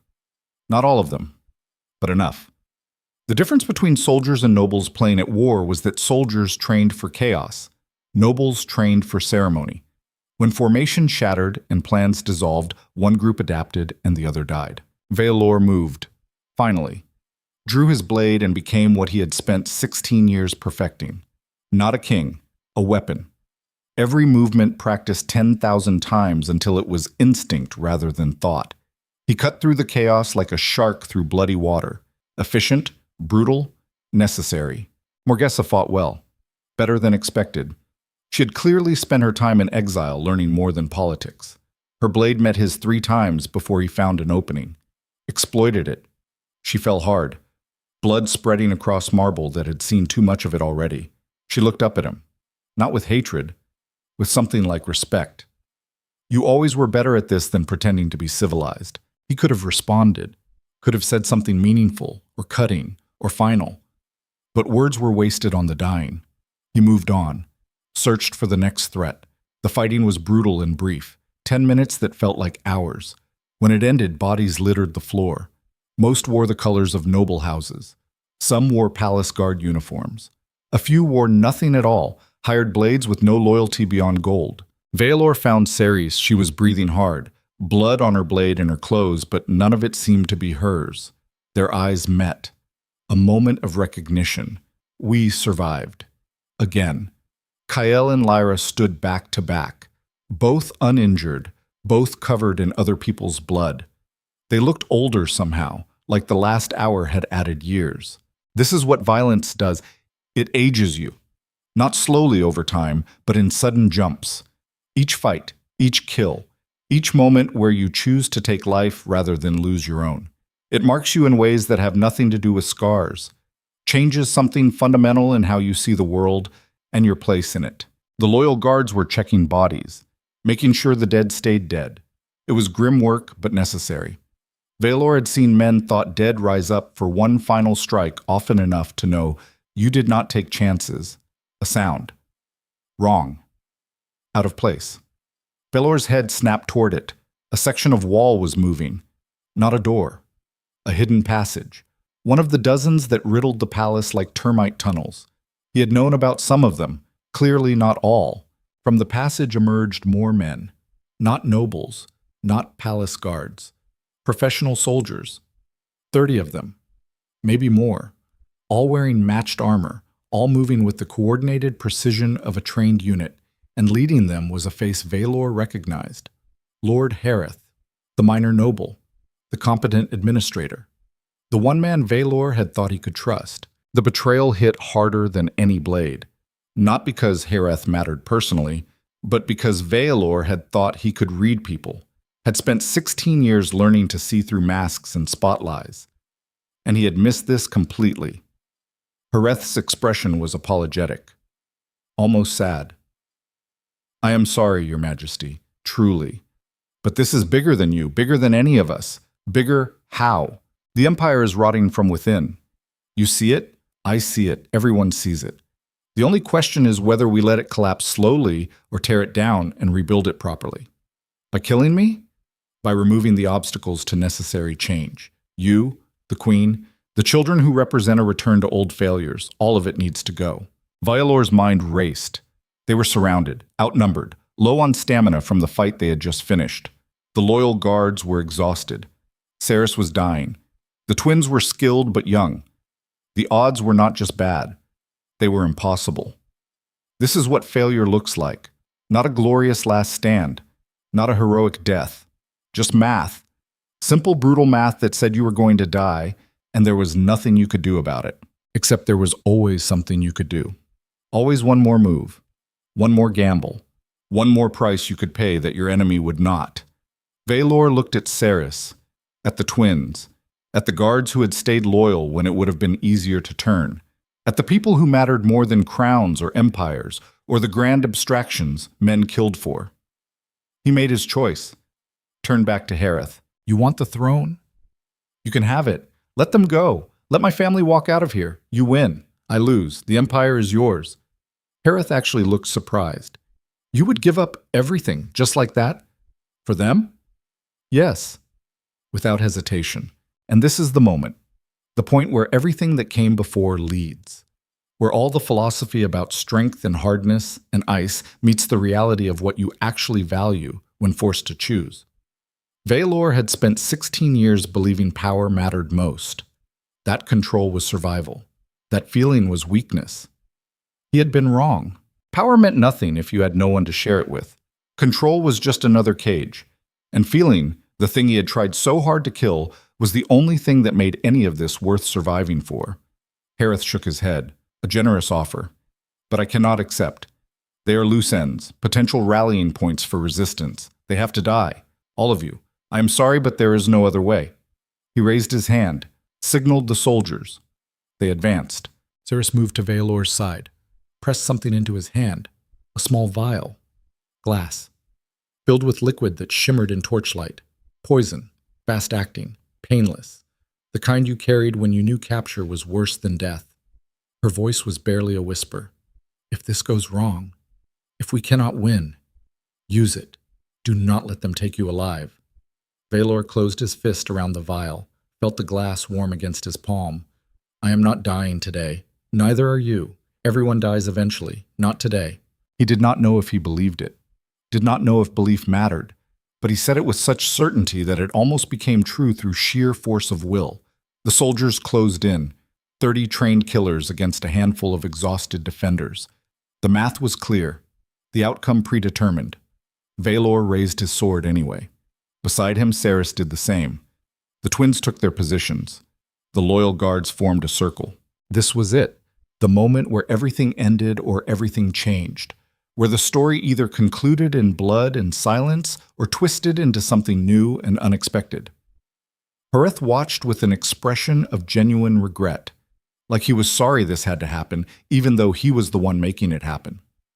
That was the worst kind of enemy, the kind who believed they were right, who thought they were saving the world by destroying the people in it. The soldiers raised their weapons, began the final advance, and then the walls exploded. Not metaphorically, literally. Stone and mortar detonating inward in a shower of debris and dust. Through the breach poured men, hundreds of them. Wearing armor Valor recognized, northern garrison colors, the troops who had been stationed at the border, who should have been 3 days' march away. Leading them was a woman on horseback. She rode straight through the gap in the wall into the throne room like it was the most natural thing in the world. Dismounted in a single fluid motion, pulled off her helm. Commander Rhea, the northern garrison leader. A soldier Valor had promoted 5 years ago over the objections of nobles who thought women should not lead armies. She had proven them wrong by holding the northern territories against raiders and rebels with nothing but discipline and strategic brilliance. She looked at Valor, at the scene, at Hareth's soldiers frozen in shock. Her voice cut through the silence like a whip crack. Apologies for the delay, Your Majesty. The roads were worse than expected, but we received the Queen's message and came as fast as we could. Message. Ceres. Valor glanced at her. She smiled. Tired. Satisfied. Did you think I spent 16 years in exile learning nothing? I sent word 2 weeks ago, called in favors from people who owed me. People you never knew existed.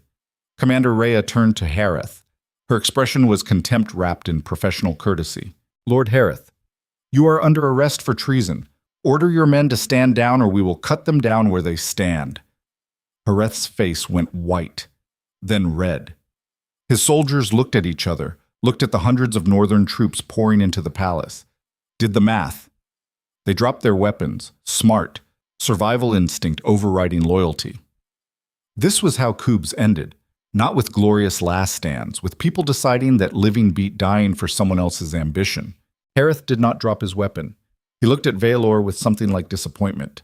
You were supposed to be alone, isolated. That was the whole point. I was alone for 16 years, and then I learned that being alone was not the same as being strong. Took me long enough, but I learned. Rhea's soldiers moved in, disarmed Harith, took him into custody. The man did not resist, just looked defeated, like the world had broken a promise it made to him. The throne room fell silent, the kind of silence that comes after storms, after the violence ends and reality reasserts itself. Bodies on the floor, blood on marble, the smell of death and dust and fear slowly dissipating. Vialor turned to Commander Rhea. Thank you, she saluted. Crisp, professional. You gave me a chance when no one else would. I do not forget debts. This is loyalty. Not the kind bought with gold or coerced through fear. The kind earned through respect and repaid through action. Valor had thought he understood loyalty, had thought it was about control and dominance. But real loyalty was different. It was mutual, chosen, given freely because someone had proven they deserved it. The loyal guards began the grim work of clearing bodies. Rhea's troops secured the palace, made sure there were no more surprises lurking in shadows. It would take hours, maybe days, but the immediate threat was over. Sarah swayed, caught herself. Valor moved to her side, supported her weight. You need to rest. I will, soon, but not yet, because there was still work to do, still pieces to put back together, still an empire that needed governing and a court that needed reassuring and 1,000 details that could not wait just because people were tired and hurt and ready to collapse. Kael and Lyra stood nearby, watching, learning, seeing what ruling actually meant. Not ceremony and crowns, but this. Blood and betrayal and the grinding exhaustion of holding things together when everything wanted to fall apart. Valor met his children's eyes, saw understanding there. They got it. Understood that power was not about glory. It was about this, the aftermath, the consequences. The price you paid over and over until there was nothing left to give. Commander Rhea approached. Your Majesty, we found something in Lord Harith's quarters. Documents. Plans. This went deeper than we thought. How much deeper? She handed him papers. Valor scanned them, felt ice form in his stomach. Not the ice of control, the ice of dread. This was not just about the throne. This was about the entire empire. Multiple conspiracies, multiple factions, all working toward different goals but all requiring the same first step. Remove Valor, remove Ceres, remove anyone who might stand in the way of their particular vision of how things should be. They had won tonight, but tonight was just one battle. The war was larger, deeper, more complex than he had imagined. Valor looked at Ceres, at the twins, at Commander Rhea and the loyal guards and the palace that had become a battlefield. This is what it means to rule. Not the moments of victory, but the realization that victory is temporary, that threats never end, that you will fight until you die, and then your children will fight, and their children after that, because power is not a destination. It is a war without end, and the only question that mattered was whether you had people worth fighting beside. People who would stand with you when the odds were impossible and the costs unbearable. Valor looked at his family, at the woman dying beside him, at the children forged in exile and blood, at the soldiers who had crossed an empire to answer a call for help. He had those people. That would have to be enough, because dawn was coming, and with it, all the consequences of what they had done tonight. The nobles they had killed, the conspiracies they had exposed, the fragile peace they had shattered in pursuit of truth. The empire would fracture, would split into factions, would test them in ways tonight's battle could not compare to. But they would face it, together, and maybe, just maybe, that would make all the difference. Dawn came slow and bloody, the kind of dawn that painted everything in shades of copper and ash, like the sky itself was still processing the violence of the night before. Valor stood on the eastern balcony where this had all begun, watching light creep across an empire that had tried to kill him 3 times in as many weeks. The city below stirred, merchants opening shops, guards changing shifts, life continuing because life always continued, indifferent to the dramas of kings and the corpses piled in throne rooms. Behind him, the palace was chaos contained, Commander Rhea's troops had secured every corridor, every chamber, every hidden passage they could find. Bodies had been removed. Blood had been scrubbed from marble for the fourth time in a month.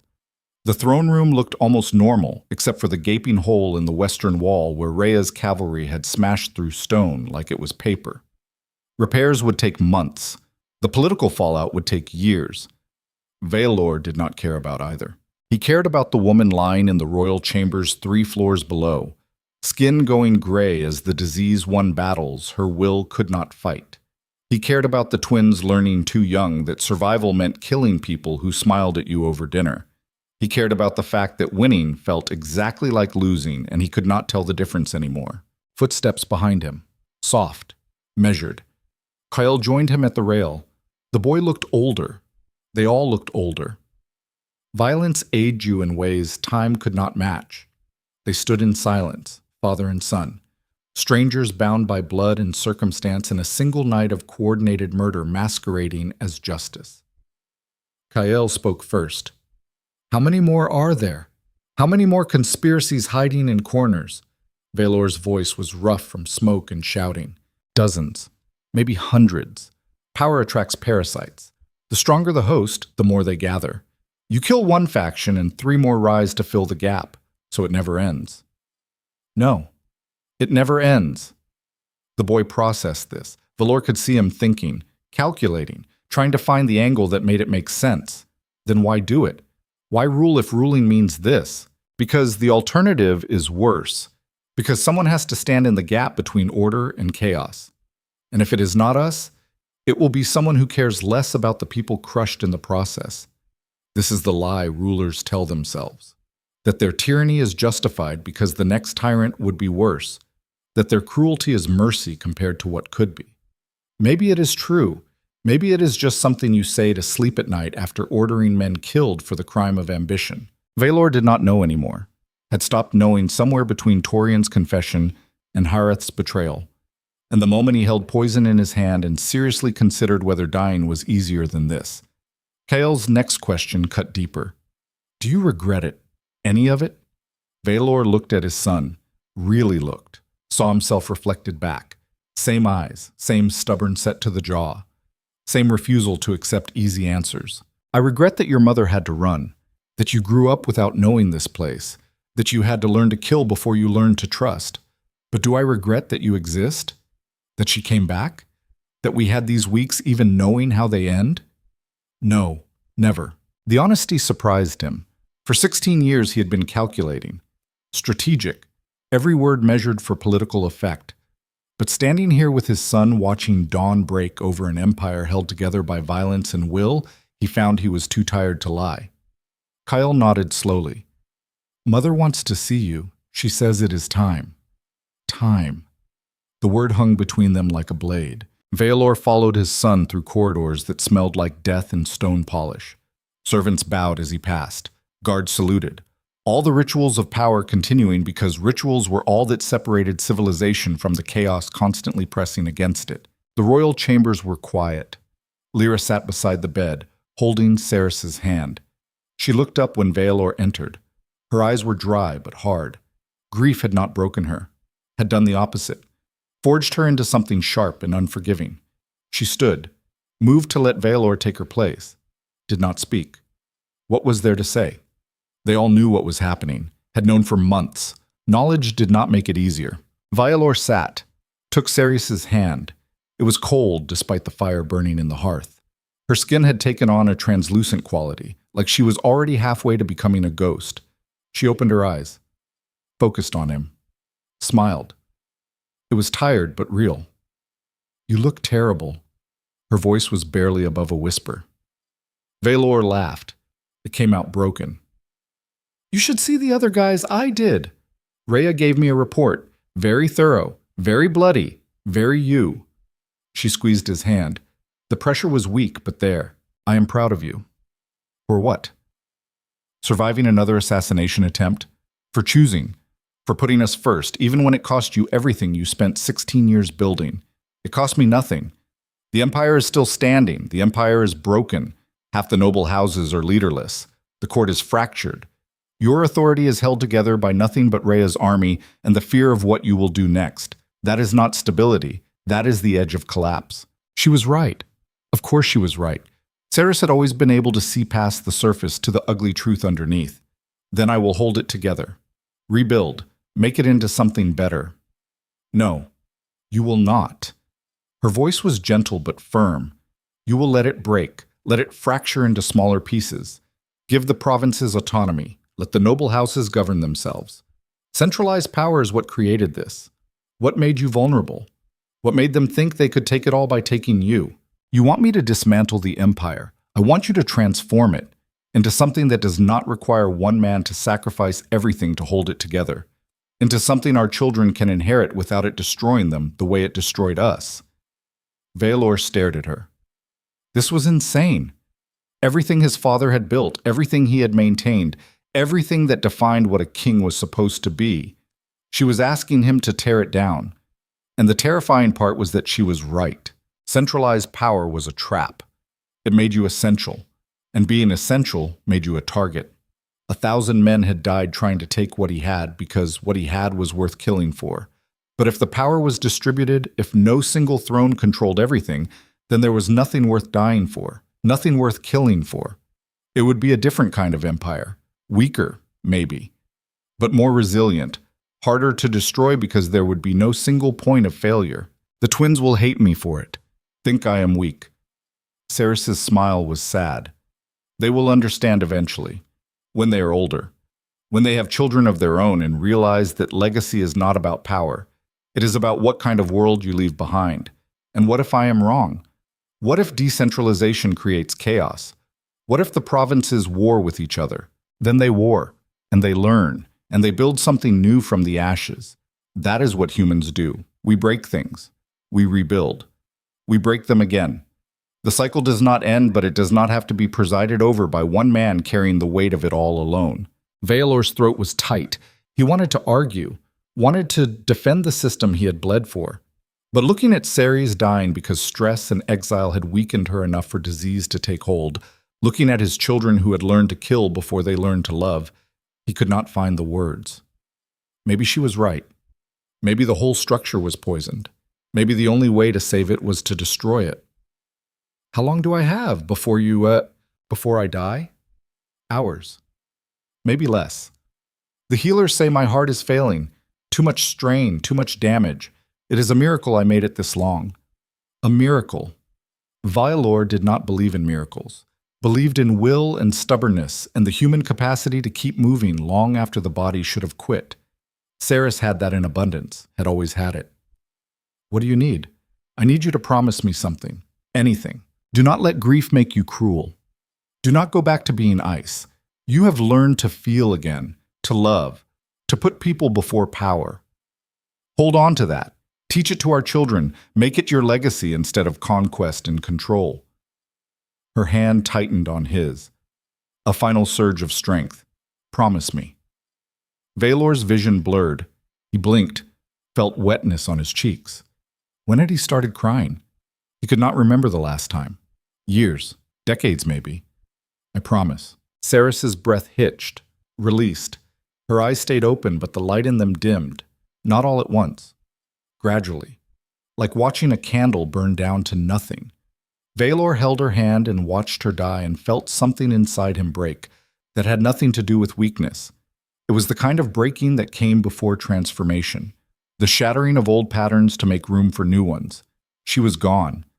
The woman who had challenged him, saved him, left him, returned to him, died for him, gone. And in her absence, Veilor felt the weight of 16 years of ice finally crack and fall away. Not all at once, but enough. Enough to let warmth back in, enough to remember what it felt like to be human instead of a machine built for ruling. Lyra entered quietly, saw her mother, understood immediately. She moved to the bed, took Cerys' other hand. Kyle joined her. They stood together. A family reduced by one, bound by loss and blood and the terrible knowledge that nothing good lasted, but you cherished it anyway because the alternative was living in fear of loss instead of gratitude for having had anything at all. This is grief. Not the performative kind. Not the public mourning designed for political effect, but the private kind. The kind that carves pieces out of you and leaves holes that never quite fill. The kind that teaches you that loving someone means accepting that you will lose them and choosing to love anyway because the pain of loss is proof that what you had was real. They stood vigil until dawn became day, until servants knocked softly and asked what should be done, until the machinery of state demanded attention because empires do not stop for personal tragedy. Vialor gave orders. Mechanical. Efficient. The queen would lie in state. 3 days of mourning, a funeral befitting her station. All the rituals that marked the passing of power from one generation to the next. But in private, in the moments between obligations, he began the work Saris had asked of him, drafting edicts, restructuring governance, distributing power to provincial lords, creating a federation instead of an empire, transforming centralized tyranny into distributed authority. The court resisted. Of course they did. This was insanity, weakness, surrender. Valor did it anyway, or did, because Saris had been right. The old system was unsustainable. It required a king willing to sacrifice everything, and even then it barely held together.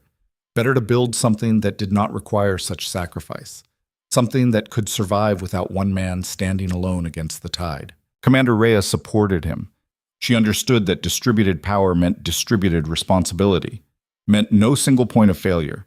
She helped him identify which lords could be trusted with autonomy and which needed oversight.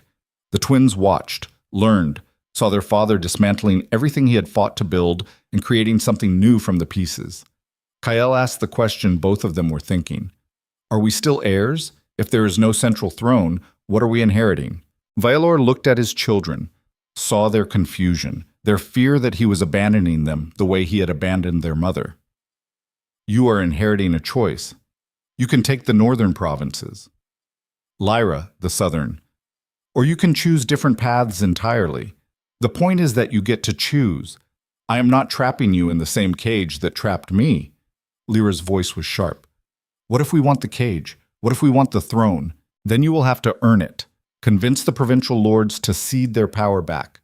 Build alliances. Prove you are worth following, but it will be your choice, your effort. Not an inheritance that comes with obligations you never agreed to. This is freedom, the kind that terrifies because it removes the structure that tells you who you are supposed to be. Valor was giving his children what he never had, the ability to define themselves instead of being defined by a crown. They did not understand, not yet, but they would, when they were older, when they had seen enough of the world to know that freedom was worth more than power. 3 days passed in ritual and mourning. Saris was laid to rest in the royal crypts beside kings and queens who had ruled centuries ago. Her tomb was simple. Stone carved with her name and the dates that marked her life. No grand pronouncements, no poetic epitaphs, just the facts. She existed. She mattered. She was gone. Valor stood before the tomb after everyone else had left, alone with the dead and his thoughts. He spoke to stone in silence. I am doing what you asked, tearing it down, rebuilding, trying to make something better. I do not know if it will work. Do not know if I am strong enough or wise enough or good enough. But I am trying. That has to count for something. The stone did not answer. The dead never did. But speaking the words aloud made them real, made them a commitment instead of just an idea. Valor left the crypts, climbed stairs into sunlight. The palace was changing already. Nobles packing, provincial lords preparing to return to their territories with new authority and new responsibilities. The empire fragmenting into pieces that would have to learn to work together instead of being forced to by a single iron fist. It was messy, chaotic, uncertain. It was also honest, real, built on consent instead of coercion. Weeks passed, then months. The transformation was not smooth. 3 provinces tried to seize more power than they were given. 2 lords attempted to form alliances designed to recreate the old system. Valor crushed them, not through execution or exile, through negotiation and consequence, through making it clear that distributed power came with distributed accountability. This was harder than ruling through fear, required more patience, more diplomacy, more willingness to compromise. But it was also more sustainable, created a system that could outlast him because it did not depend on him.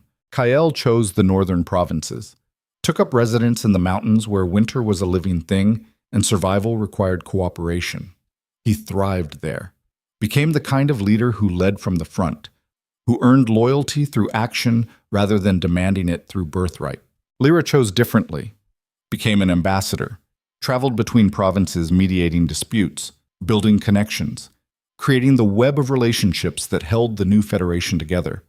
She was better at politics than her brother, better than Vaelor had ever been.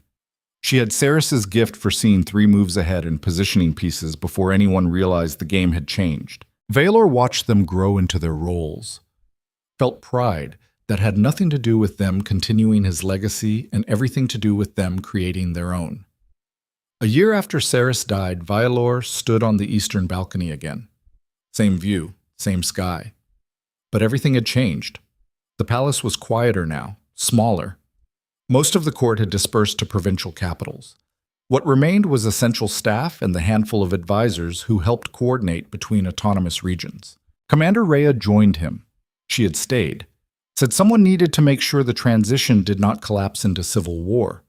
Vaelor suspected she stayed because she understood what it was like to rebuild yourself after everything you knew fell apart. How does it feel?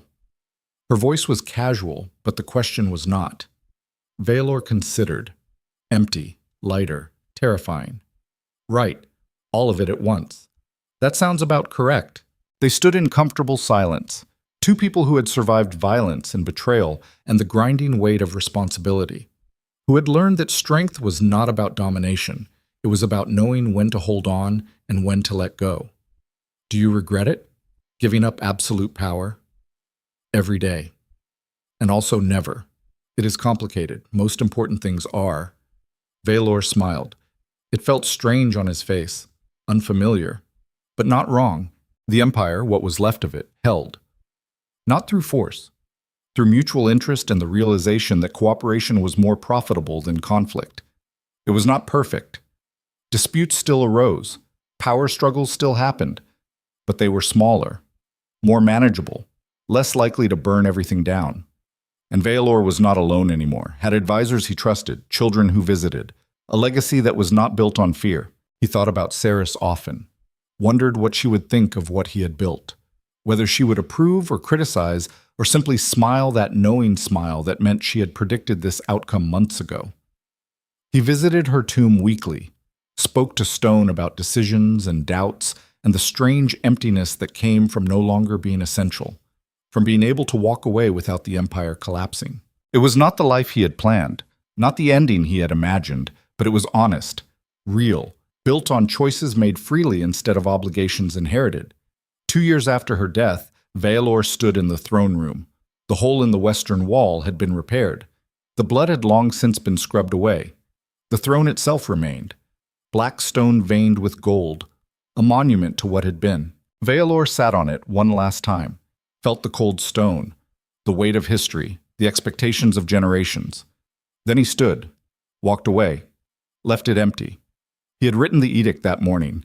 Effective immediately, the throne was retired, kept as a historical artifact but stripped of political power. The Federation would be governed by a council of provincial lords.